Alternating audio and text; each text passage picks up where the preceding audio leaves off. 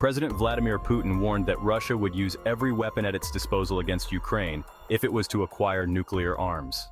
In a press conference in Astana, Kazakhstan, Putin also threatened to use Russia's new hypersonic missiles to strike decision-making centers in response to Ukraine's use of Western-supplied missiles. Some unidentified Western officials had reportedly suggested that U.S. President Joe Biden could provide nuclear weapons to Ukraine before leaving office, according to a New York Times report last week.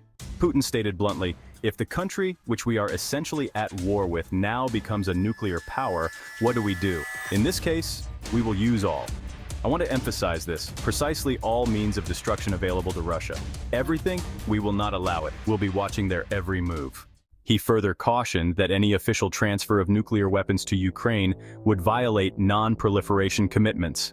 While acknowledging that Ukraine is unlikely to produce a nuclear weapon, Putin warned that the country might attempt to create a dirty bomb, a conventional explosive laced with radioactive material.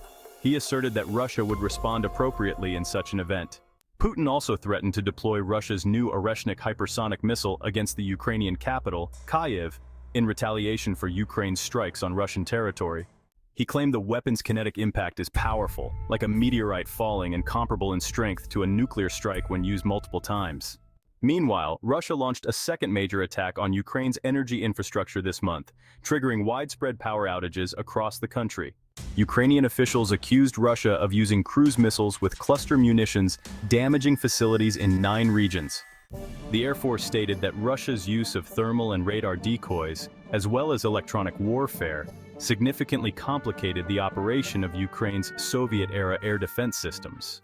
The relentless strikes on Ukraine's energy grid have raised fears of prolonged blackouts during the winter months, as Russia continues its campaign to degrade the country's critical infrastructure.